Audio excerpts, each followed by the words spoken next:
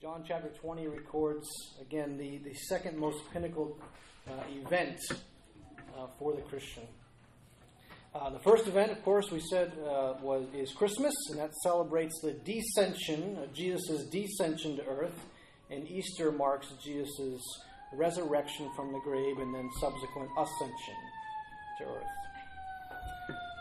So think about this for a moment. If you were here during our Christmas series, we talked about the incarnation. We talked about Jesus descending to earth, and Jesus being the second person of the Trinity. So he incarnated earth. He lived among us, much like, if you created a Lego world, you became a Lego. Very much like that. So if you were here during that series, we said that every religion in the world sort of has a point man out in front who says, I am man, come to help you find God. Okay, and so that's true of Muhammad with Islam. I am man, come to help you find God. That's true of Buddhism. That's true of the gurus of Hinduism. That's true of Confucianism. But Christianity is way different. In Christianity, Jesus Christ is not a man who came to tell us how to get to God. What the Bible says is that Jesus Christ was God who came down to man. According to the Bible, Jesus is not the point man out in front telling us the way to God. According to the Bible, Jesus is God making his way down to man. Jesus does not point the way to God. Jesus is the way to God because the Bible says Jesus is God incarnate. Jesus is God with us, Emmanuel. Right? That is what Christians celebrate on Christmas, that God came to be with us. But Easter, on the other hand, celebrates Jesus' resurrection from the grave. And so on Christmas, Christ enters the world in the person of Jesus, and on Easter, God overcomes the world through Jesus. Okay? So if we think about these two pinnacle days in the Christian life, Christmas and Easter, I think if we're honest, Christmas tends to be a much easier pill to swallow for most people than Easter. So for example, people who don't even believe that Jesus was who he says he was still feel comfortable celebrating Christmas every year. Okay. And in part, that's because there's really nothing hard about believing that the King of the world had the humble beginnings of a manger birth, right? So that's actually like warm and fuzzy, right? God came to be with us. How nice of him. And we sang about that in the 90s, right? What if God were one of us? Well, he was. And most of us don't have any problem believing that. Even Muslim people have no problem believing that Jesus was a prophet born in a manger in Bethlehem. Now, they don't believe that he was actually God, but they call him a prophet who taught many good things. Okay? But fewer people across the globe celebrate Easter because Easter is a tougher pill to swallow if you actually understand what it celebrates. You see, the Christmas story puts no real demands on us. Jesus was born in a manger. That's so sweet. Now let's move on. But when we say that Jesus rose from the dead, you do not move on from that unless you shut your mind off, because the implications are too strong. Okay? Now, so there's probably 100 implications for the resurrection of Jesus, but let's just consider a couple of them. Tim Keller, in his book, The Reason for God, said, if Jesus rose from the dead, then you have to accept all he said. If he didn't rise from the dead, then don't worry about anything he said. The issue, he says, on which everything hangs is not whether or not you like his teaching, but whether or not he rose from the dead. Keller said, if you believe that Jesus Christ actually rose from the dead, as the Bible says, then you are obligated to believe everything else he said, because if he rose from the dead, then he was who he said he was, and everything else he said is true too. Okay? Now, but if he didn't actually rise from the dead, then Jesus is not who he says he was, so just forget about him. Okay? Now, so that is how important the resurrection of Jesus Christ is. If it's true, then you have to accept everything else because he really was God and he really was telling the truth when he spoke. But if it's not true, then quit wasting your time here on Sundays. In fact, tell me what you're doing and I'll join you if it's not true. But if it is true, Josh McDowell would say, I've come to the conclusion after 700 hours of studying this subject that the resurrection of Jesus Christ is one of the most wicked, vicious, heartless hoaxes ever foisted upon the minds of men, or It is the most fantastic fact of history.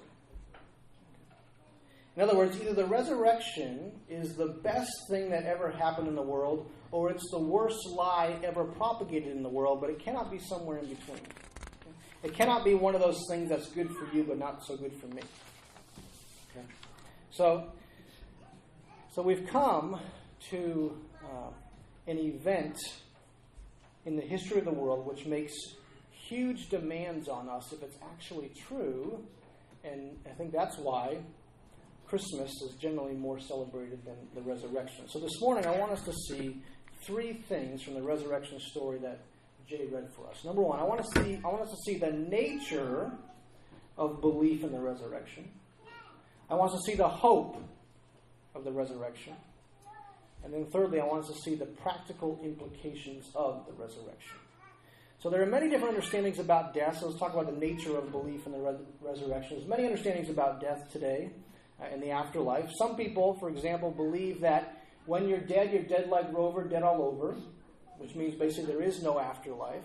Okay. Some people believe in a literal heaven you go to, and I think that's in line with what most Christians believe. Some people believe that you exist in some spiritual form after you die, but there's no real place to go to. Right? Some believe in reincarnation after life. In fact, I came across a study that's entitled "The Spirit of Generation Y: Young People's Spirituality in Changing Australia," 2006. And so, what this study found was that belief in reincarnation is actually on the increase among people of Generation Y, which is if you were born between 1981 to 1995. Does that fit anybody? Okay, I'm slightly a couple years before that. So the study found that belief in reincarnation was on the upswing among this people group, but interestingly, this generation doesn't necessarily believe in the classical sort of Hinduistic or Buddhistic reincarnation, but in kind of a folk belief reincarnation. And so the journal article I was reading noted that Generation Y people often place a high value on self-realization, right? The idea that what's most important in life is discovering who you are and living out your destiny. And that the reason reincarnation is so attractive to this population of people is because it's far too difficult for them to accept the fact that when you die, you cease to exist altogether, right? So they often noted, what's the point of realizing yourself in this life if when you die, you no longer exist as a self at all, right? She said, apparently people cannot face death's boundary since it indicates the ultimate bankruptcy of the pursuit of self-realization. So if we were to make sort of one broad, sweeping claim about humanity, which is probably dangerous, but in terms of what we believe about the afterlife, we could say that a non-existent life after death is unlivable for most people. A non-existent life after death is unlivable for most people. In other words, if there is no life after death, then what's the point of life before death? But also, if there is no life after death, or sort of no reward or punishment, then if we're all going down together on this ship, what does it matter if we go down hugging or mugging? Right? Who cares? Like, doesn't matter. Or I like Albert Camus' illustration. He was a French philosopher. He talked about a crazy man fishing in a bathtub. He said a man was fishing in a bathtub, and a doctor with ideas as to psychiatric treatments came in and asked him if the fish were biting. To which he received the harsh reply, "Of course not, you fool. This is a bathtub." And he says this, "Our world is in truth an indescribable universe in which man allows himself the tormenting luxury of fishing in a bathtub, knowing that nothing will ever come of it." Folks, non-existent life after death is an unlivable proposition for most people. It's the equivalent of fishing in a bathtub all your life, knowing that there's no point. Why do it? This, I believe, is I think the main reason why reincarnation is on the upswing today, because it gives us some relief that we're not actually just fishing in a bathtub. Okay? So what I want us to see from this passage is that the Christian belief in the literal resurrection of Jesus Christ from the grave is radically different than any other belief in the afterlife known to mankind, and radically more hopeful. I want you to see this. It's radically different, and it's radically more hopeful. So in this passage, Mary, Simon, Peter, and John go to the tomb early in the morning where Jesus was buried 3 days prior, and they find the stone rolled away from the mouth of the cave.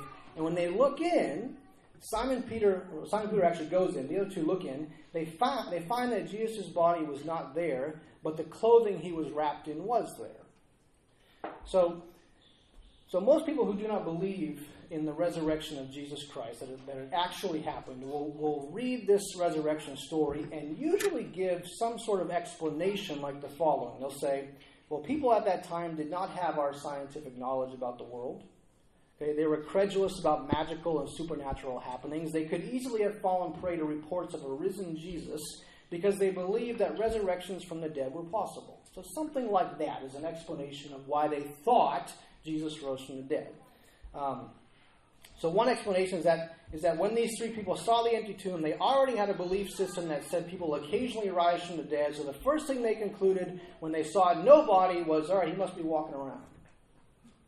But I want you to notice something about this encounter. Okay? When Mary, Simon, Peter, and John see the empty tomb, they do not suddenly conjure up an angelic reason for it. They don't say, oh, he must have risen from the dead. Cool. Or, oh, the angels must have taken it. Or, he must have been teleported to a new world while we were sleeping. I mean, none of those things were even on their radar. Did you hear what they were thinking? Verse 3, Mary assumes that someone stole the body. They have taken the Lord out of the tomb, and we don't know where they have put him. So Mary assumes that some Roman soldiers came and stole the body and were now transporting a naked dead man to a new location in the city. That's what she assumes. Now, so we tend to believe that people of ancient times were superstitious cavemen without a whit of intelligence. We say those people we're so smart because they were so stupid, right? But Mary makes the same assumption you would make if you came upon an open grave today. Okay? So if you went to visit your great-grandmother after services today in Cemetery Y in Laconia, okay, and you discovered when you got there that her grave was open and her body was missing, you would not assume she rose from the dead, right? In bodily form. You're not saying, oh, you know what? She rose from the dead. She must be at Dunkin' Donuts. She always loved coffee, so let me go look. No, that's not what you would assume, okay? Instead, you would call the cops and say, someone stole my great-grandmother out of the grave for some messed up reason. That's what you'd assume. That's exactly what Mary assumed. Somebody stole him, right? Mary was not thinking that Jesus was alive, walking around. People didn't believe that. Okay? Another common belief about this time period of the Bible is that many people held religious beliefs that included bodily resurrections from the grave. But the truth is that all the dominant worldviews of the time, for all of them, an individual bodily resurrection was almost inconceivable. So, for example, if you were pagan or ancient Greek people, a physical resurrection of the body from the grave was not only unthinkable, but it was also wholly undesirable. So the Greeks believed that the body was bad and the spirit was good. And if you've ever read the writings of Plato or Aristotle, that comes out very clearly. They believed the body was bad, the soul was good, and so the Greeks believed that no soul, having got rid of its body, would ever want it back. In fact, if you were to make up this story in order to get Greek people to believe it, you couldn't have done a worse job. Because getting your body back was by far the worst thing that could happen to you under Greek thought. They would have said, I don't want that back. I've been trying to get rid of it all my life. Okay? So for the Greeks, the idea that Jesus Christ actually rose from dead was not even a desirable outcome. Now for the Jews saw the material world as good, not bad, but they believed that someday in the future there would be a bodily resurrection of all the righteous when God renewed the entire world and removed all suffering and death all at once. But the idea of an individual being resurrected right in the middle of history while the rest of the world continue on, burdened by sickness, decay, and death, that was inconceivable. So the very idea of an individual resurrection would have been as impossible to imagine for a Jew as for a Greek. Therefore, the only reason for John to write about the resurrection of Jesus Christ the way he did was if he simply was recording exactly what he saw. There's no other reason to do it. It's not even desirable, or even in anybody's framework of an expectation. Okay? But I want you to see something else here. Okay? Of all the ancient beliefs about the afterlife, whether we consider Homer or the Platonists or mystery cults or any other, of all the various beliefs about the afterlife during this time, one thing they were all agreed on is this: that death could not be reversed. Homer said in one of his writings, "What's it like down there?" "Very dark," comes the reply. "Any way back up?" "It's a lie!" No, there's no way back up, right? So we've got to hear this. What Mary, Simon, Peter, and John witnessed on Easter morning, and the thing that the Christian church has proclaimed ever since, is not simply that death after life, that after death there is life again. The resurrection of Jesus Christ is not simply death from another viewpoint. The resurrection of Jesus Christ is the reversal of death altogether. When Jesus rises from the dead, death gets undone. Death unhappens. Death is canceled. Jesus' dead body became as if it never died. This is the nature of the resurrection as recorded in the Bible, and there is no belief in the afterlife more hopeful than this one. When we go to a funeral these days, a common statement of comfort says, death is just a part of life. And for the Christian, that is not good enough. The resurrection of Jesus Christ does not tell us that death is just a part of life. The resurrection of Jesus Christ tells us that death was not supposed to be a part of life, and Jesus came to reverse it, to undo it, to make it untrue. And so the reason we feel so sad at the death of a loved one is because you know in your heart that death ought not be. You know there's something wrong with death. You know death is bad and it should not be a part of life, but unless you believe that Jesus Christ literally rose from the dead, you have no reason to believe it. Reincarnation won't do that for you. Only Christianity gives us reason to believe that death gets reversed, and this is what the disciples discovered on Easter morning. There's a scene in J.R. Tolkien's Lord of the Rings that I think illustrates the hopefulness of Jesus' resurrection well. In one scene, Samwise Gamgee wakes up having been rescued from the fires of Mount Doom, and he sees Gandalf still alive, and he says, "Gandalf, I thought you were dead, but then I thought I was dead. Is everything sad going to come untrue?" This is the nature of the belief in the resurrection,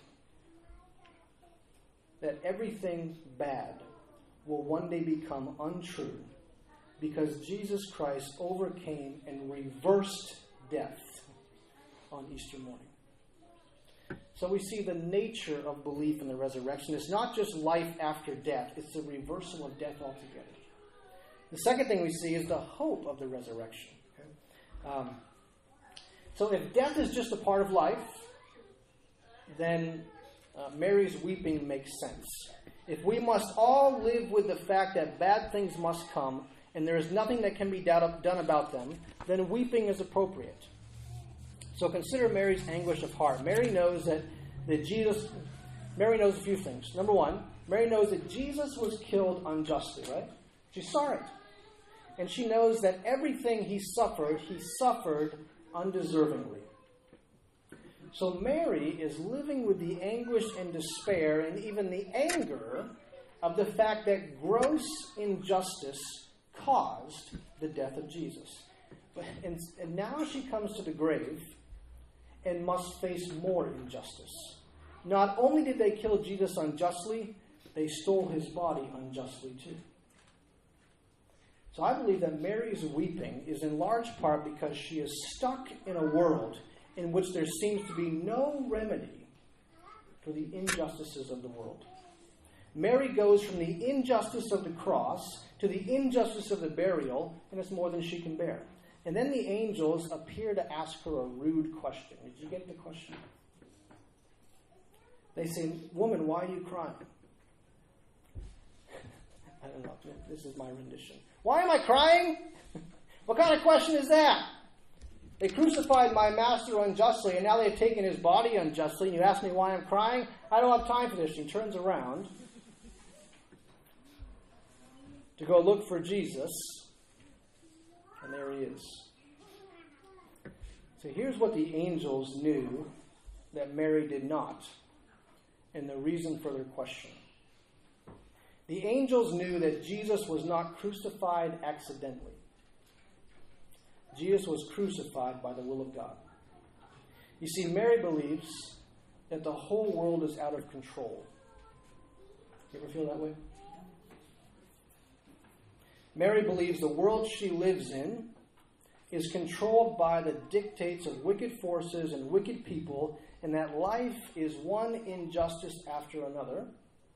And now Jesus, the one she hoped could do something about that mess, is himself killed by the mess. And what the angels know before Mary knows it is that when the mess killed Jesus, Jesus killed the mess. What the angels see is that God brought about the darkest moment in world history in order that he might bring about the brightest moment, the brightest hope for mankind. The resurrection of Jesus from the grave assures us that evil is not ultimately in control. Instead, unbeknownst to the Roman soldiers, unbeknownst to the Jewish authorities, unbeknownst to the angels themselves, God was orchestrating the worst tragedy of mankind in order to bring about the greatest hope of mankind. Mary, why are you weeping? Do you really think evil has won? Turn around. Okay? So what's the hope of the resurrection? The hope of the resurrection is that all of our fears are unfounded. Why are you weeping? Why are you afraid? Why do you wallow in despair? Do you really think that evil has won? Do you really think that evil will win? Right? Do you really think there is a tragedy you could face that God could not undo? Why are you afraid? Why are you weeping? Turn around and see that death has been undone. And so do you know how much hope there is in that truth? I don't care what you're going through. I don't care what darkness you have faced. I don't care what mountains are before you. The hope of the resurrection is that by faith in Jesus Christ, all injustices will be undone. N.T. Wright, in his book on the resurrection, wrote, "For early Christians, resurrection was seen to consist of passing through death and out the other side into a new bodily life. As Romans 8 shows, Paul clearly believed that God would give new life to the mortal bodies of Christians and indeed to the entire created world. If the Spirit of God who raised Jesus from the dead dwells in you, he who raised the Messiah Jesus from the dead will give life to your mortal bodies also through his Spirit who lives in you." Folks, if you're a Christian, then the same power that raised Jesus from the dead now lives in you and will one day give life to your mortal body too. If you're a Christian, that means that one day your death will be undone. The injustices done to you will become untrue. Every pain, every tragedy, every traumatic encounter you have faced will be reversed. So you can say with all confidence, death, bring it. Right? Folks, we spend our days in fear of the future, fear of what if, fear of this or that thing happening, fear of losing things. Okay? But if the resurrection of Jesus Christ actually happened, and if I have surrendered to Jesus, and if I have the Spirit of Christ animating me, And if I let the reality of the resurrection sink deep into my heart day by day, as I reserve a daily time with Him for Bible reading and prayer, then it is perfectly valid for the angels to ask me, Shaun, why are you weeping? Why are you afraid? Turn around, man. Folks, when a community is in crisis, hope is what's needed most, and there is no other religious narrative available to us that offers even a tinge of the hope offered to us in Jesus Christ. So do you believe it's true? Do you believe it's true? We see the nature of belief in the resurrection. We see the hope of the resurrection. The last thing I want us to see is the practical implications of the resurrection. So even if you don't believe the resurrection is true today, I want to say that you really should want to. If you don't believe it, fine, but you should want to. Okay? If you care about injustice, if you care about the poor, if you care about alleviating hunger or disease or protecting the environment or child sex trafficking or government corruption, if you care about any of these things, you should want the resurrection to be true. Why? Because unless the resurrection is true, you have no good reason to care about those things. Listen, if the material world is one big accident, starting billions of years ago, that will eventually burn up in the death of the sun, then why care about any of those things? But if the resurrection of Jesus actually happens, we have infinite reason to pour ourselves out for the needs of the world. If the resurrection is true, it means, first of all, that the world matters. It means that Jesus' physical resurrection is a foretaste of our resurrection and of a world that one day will be free of disease and free of crime and free of death and free of decay. If the resurrection is true, it means that when we die, we're not dead like Rover, dead all over. It means that life after death is not wishful thinking. It's based on an undeniable historical event in Jesus Christ. Paul himself said in Romans 6, if we have been united with him in death like his, we will certainly also be united with him in a resurrection like his. So first of all, it means that we have every reason as Christians to pour ourselves into the needs of the world. But secondly, it means that everything has value in this life. Nothing is meaningless. It means that since God is bringing a new heaven and a new earth, of which Jesus' resurrection is a foretaste, then the work we do on this side of that new earth can be part of God's overall redemptive work in the world. It means that your work at Walmart, or at an insurance company, or as a stay-at-home mom, or as a teacher, or as a student, or as a landlord is not meaningless. It means that all of your effort is not just a means to make money, and it's not just a way to get into college so you can do the same. Okay? If the resurrection of Jesus Christ actually happened, then your work, if it is done for Jesus and because of Jesus, and if it meets a legitimate human need, your work can be part of God's overall redemptive work of restoring the world to God's original design for it. If the resurrection of Jesus Christ is true, then nothing is meaningless when it is done to love God and to love others. Thirdly, if the resurrection of Jesus Christ actually happened, then human suffering is not meaningless either. When Jesus appeared to Paul on the road to Damascus, he said, Saul, Saul, why do you persecute me? Remember that? And Saul was like, I didn't know I was persecuting them. I was persecuting them. I would never think of persecuting someone so bright, right? Paul was persecuting Christians, and when he persecuted Christians, Jesus says, why are you persecuting me? Which is to say that when we suffer as Christians, Jesus suffers with us. If the resurrection is true, then when you are in pain, Jesus is in pain with you. When you are persecuted, Jesus is persecuted with you. When you are alone, Jesus is alone with you. When you feel blind, Jesus will give you sight. Amen. Fourthly, if the resurrection of Jesus Christ actually happened, it means that you are infinitely loved. The gospel of Jesus says, God came to earth not to make you suffer for all the bad you had done, but to suffer for all the bad you had done for you. The resurrection tells us that God does not make us suffer for Him. God suffers for us so that one day we don't have to suffer anymore. The resurrection tells us that God is for us, not against us. It tells us He wants us to win, not lose, and that He lost in order that we might win.